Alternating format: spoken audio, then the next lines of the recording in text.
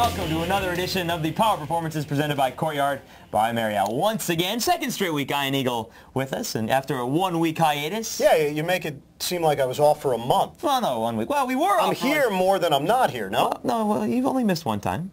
It's okay. You're ripping me. Why are you ripping me? No, just because we're starting again, so I want to... Anyway, Power Performances, Ian Eagle, I'm Jason Horowitz. It's been a while, by the way, since we brought in props.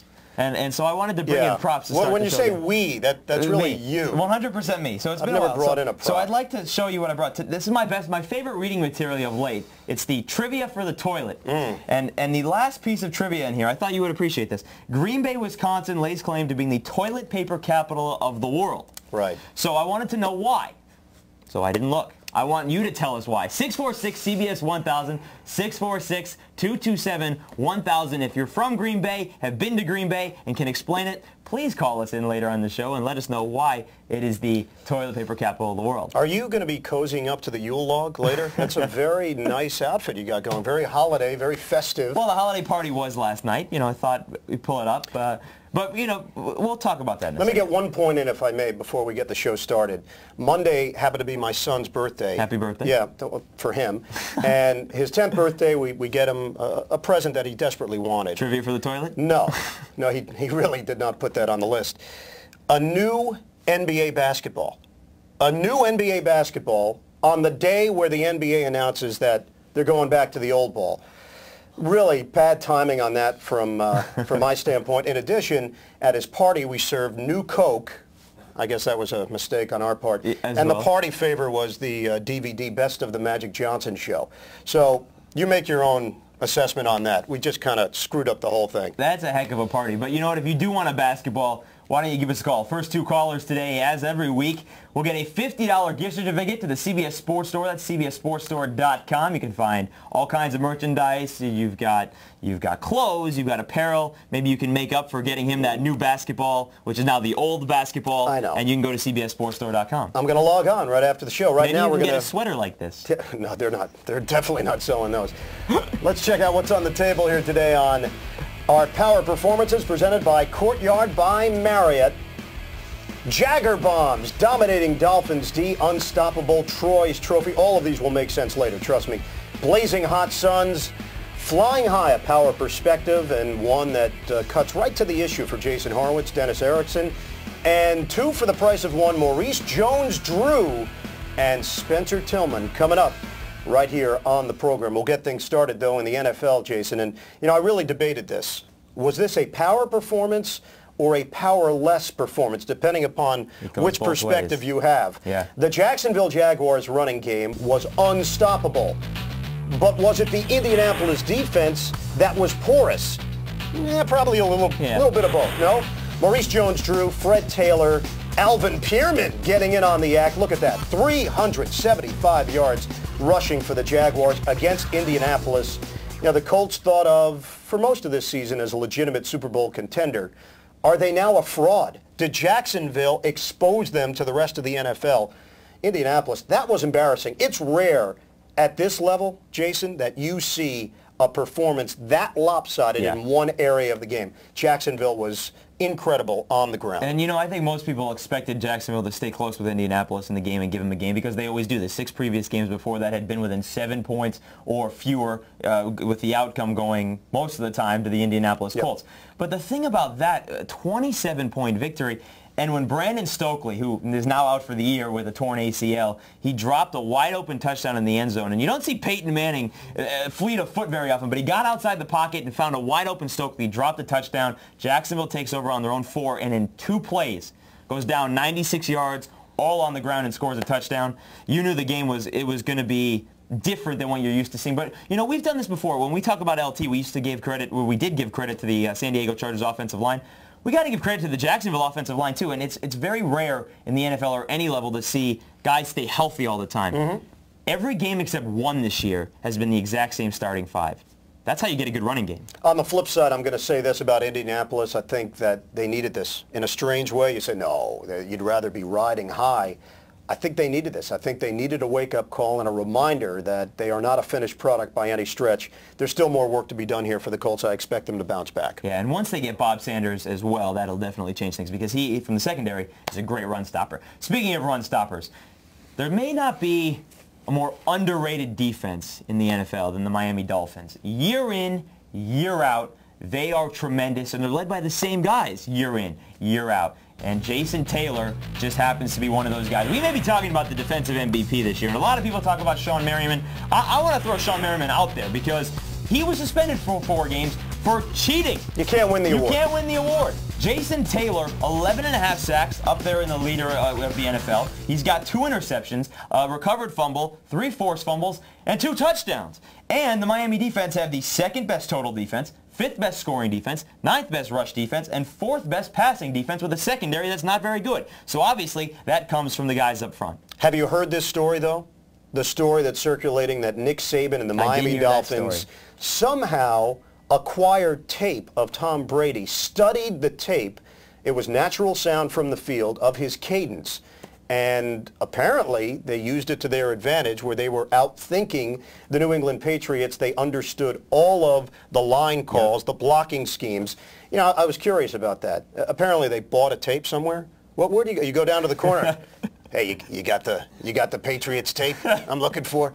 Where do you get a tape like that? I'm sure that... CBSSportsStore.com. Really? With a $50 gift certificate. Head coaches around the NFL should be logging on right now to see if they can get the natural sound of all quarterbacks in the NFL because apparently this is going to start a trend. Yeah. And it is getting some legs, this story. Well, Saban downplayed it. But let me ask, well, yeah, and nobody denied it, by the way. No, they didn't deny it. It was a report in the Palm Beach Post. But let me ask you this. Is it wrong? No. It's not illegal? No. Is it wrong? As far as I know, it's not illegal. Would you consider it wrong, though? No. No, that's part of your preparation. Yeah. You know what? Give him credit. Give him kudos. Why not? And you know, Tom Brady, 3 times in his career, has thrown up for less than 100 yards when he's, thrown more than 10 passes and started the game, all against the Miami Dolphins. There's something that they know about Tom Brady that other teams just can't figure out. I'm so impressed by your prep work. Always. I do numbers, you do stories. That's how we do things here. Was that talked about before the show ever started? That's become the dynamic here on this program. Well, yeah, I mean, I went to math class and you went to speech class at Syracuse, so it makes sense. That's a good point, and I think that is pretty obvious if you watch the show. That's right, it comes through. All right, let's move on right now, because if we're going to give out a power performance for a season, and we probably will when this show hits the bitter end, and I know the fans are clamoring for more of our program, and we might be on all year. Who knows at this rate? LaDainian Tomlinson is going to win the award. It is getting ridiculous. 29 touchdowns. He had 103 yards and 3 touchdowns on Sunday, and yet another San Diego win. They currently have the #1 seed in the AFC, and here in the New York area, I know stuff like this bothers you. There are those out there that say you can't have another LT. There was only one LT. Here's a message for you folks out there that believe that. Get a life. This guy deserves to be called whatever he wants to be called. LT works. How about MVP? That works as well. That works just as well. The only problem I have with that is you take away LT from that team, and yes, it's a completely different team. Just like you take away 29 touchdowns from any team, and you're a bad team. Here's the one problem with the MVP thing. Drew Brees is maybe just as valuable to the Saints as LaDainian Tomlinson is. Now, that's a tough argument, and it's one that's going to be brought up time and time again until the award is handed out. How do you argue against a guy that may have 35 touchdowns when the season's over? But what if, and it's possible, it'd be tough, but what if Drew Brees passes Dan Marino's record for most passing yards in a season? Now who do you do? I'm going to poke a hole in your theory, though. You ready? I'm ready. Drew Brees, member of the Chargers last year. Phillip Rivers steps in. They haven't lost anything at that position. No. They haven't lost anything. And that's not taking anything away from Drew Brees. Current team, not taking anything away from Drew Brees. LaDainian Tomlinson wins the award this year. No, you can't argue with it, but I'm just saying, most valuable to his team. You put Aaron Brooks back in the Saints, and they're 3-10, not 9-4. Just a thought. All right, speaking of awards, none more prestigious than the Heisman Trophy. And we talk about awards for a season. You were talking about LaDainian Tomlinson. This is an award that goes for a season, and it goes to the best player in college football. And there was no doubt about the fact that Troy Smith was the best college football player in the country for the season. And you know how you know that? Because it was the second most lopsided vote in college football history. The only one that was bigger was O.J. Simpson winning it back in 1968. Troy Smith, 30 touchdowns, 5 interceptions, but he does it on the big stage. If you take the 3 big games this year, and I'm going to add the game at Iowa because at the time Drew Tate and the Hawkeyes were good, and it was a Saturday night game, and it was at Kinnick Stadium. He had 10 touchdowns, 1 interception this season in those 3 games. That includes at Texas, at Iowa, Michigan. And people think about him as a running quarterback. Folks, he averaged less than 20 yards a game on the ground. I don't know where he's going to go in the NFL draft. I think, you know, a lot of people are comparing him to Drew Brees. But he's a winner, and that's something you can't take away from a guy like that. He's being compared to Drew Brees because of his height. He is probably 6'1". I don't. Maybe. He came into the CBS studios the other day, and if he's 6'1", then I'm 6'5". How tall are you? About 5'11". Really? I think we are about the same height. You spike the hair, though, a little bit. Okay, so 5'11 and a half. You grab 6 feet with that gel that you use up front. Maybe 6 feet for Troy I'm Smith. impressed by his poise more than anything else, not only on the football field, but the way he's handled himself. His speech was very moving, and you could tell it came from the heart. He handled himself well with the fellas on the NFL Today on CBS. I just feel like there is something that you have to put into the equation when a guy conducts himself in the manner that he does. I don't know if he's going to be a top 5 pick. I think there will be pressure on the Cleveland Browns to at least consider the possibility of taking Troy Smith. I'm not sure what kind of NFL quarterback he's going to be. I do know this. I'd want him on my team. I don't know if I want him as a starter, but I'd want him on my football team. He's a good person. And he's a good representative of the Heisman Trophy as well, because it's an award that sometimes in the past, you know, it usually goes to the best. Well, it always goes to the best player, voted on by columnists throughout the country and writers throughout the country. It's not always represented the best way, but I think Troy Smith, as you said, you know, there's no process in the NFL where players get more scrutinized than going into the NFL draft. Sure. I think when every team brings him in, they're going to be impressed, and I think his stock is going to rise. Okay, let's move on now to the NBA, where I've been doing NBA games now for 13 years. Is that a long time? Long time. In your world. You said that you're like my uncle last week. That's a lifetime. So for it's you. a long time. Well, I can tell you this. I've done some games where there's drama, there's tension, but normally it comes out of left field. You don't necessarily see it coming.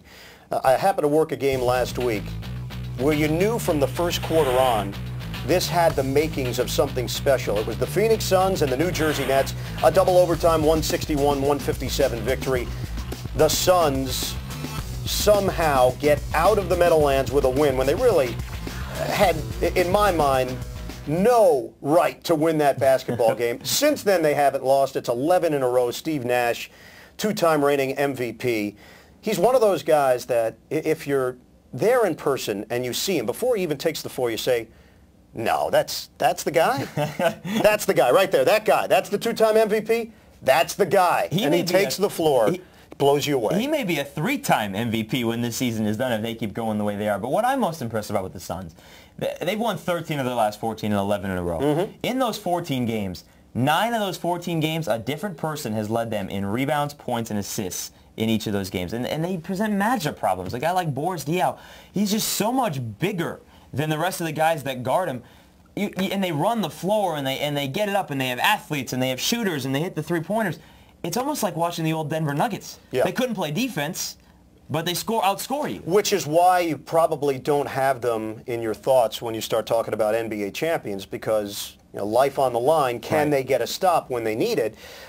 I do have a memo, though, for the rest of the NBA. Amare Stoudemire is back. Maybe he's not quite the explosive guy he was from 2 seasons ago, but my understanding is he feels like his knee's at about 80% right now. And you know what? 80% of that knee is better than 99% of the rest of the NBA. Yeah, you put all 4 of our knees together, and I'd much rather hit 80% of his. Plus, he had a terrible injury last year, so it's great to get him back. Don't forget, coming up on the show, Spencer Tillman and Maurice Jones-Drew will join us a little bit later. You can get on the horn with them and call at 646-CBS-1000 or email us right below. All right, but our next story, we stay with basketball. We go to college hoops, and you think college basketball powerhouses, and you think North Carolina, you think Duke, yeah, you think UCLA. Air Force? How about the Air Force Academy?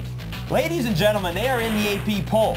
More importantly, they are destroying powerhouse opponents. They won at Stanford by 34.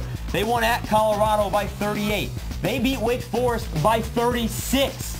This is a team that's known for defense, and Jeff Bzdelik in his second season. Very good. What, did I say it right, or I didn't? Very good. I've been waiting the whole time. You talk and talk and talk. I've been waiting for you to say his name. I got it right. And you nailed it. Yeah. I'm so impressed. Which is why I'm not going to say it again, because I'd probably mess it up. But he's a coach for the second year for Air Force.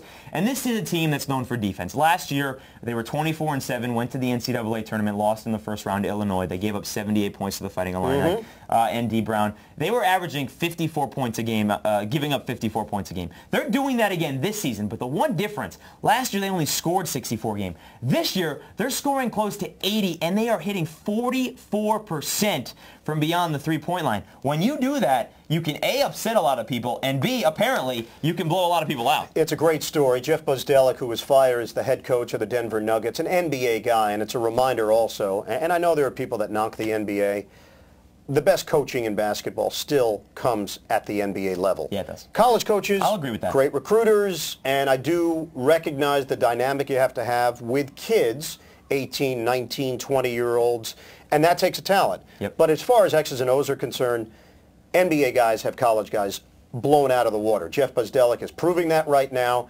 This is a story that we're talking about in December. This is really a story that we could be talking about come March. Yeah, definitely. And it could be the George. I mean, they're not in the same mid-major as what George Mason came out of last year. The Mountain West has, better basketball. They do. Hypothetically, and in quotes, and I don't know, little bunny ears here, but yeah, I don't know what that normally is. You have to use two hands for that. But they can definitely make a run, and this team is good. And you talk about his coaching ability.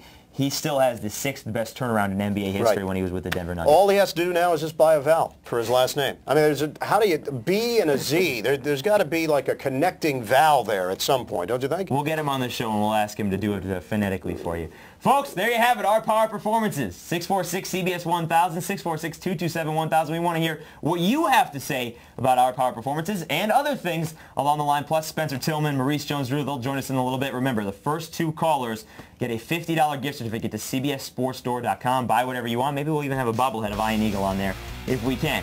On the other side, Spencer Tillman about college football. Maurice Jones-Drew, we'll get to him about maybe some Rookie of the Year talk and, of course, the Jaguars' performance against the Colts. You're watching the Power Performances presented by Courtyard by Marriott. I think you're 6 foot. I think that's legit. Let's start.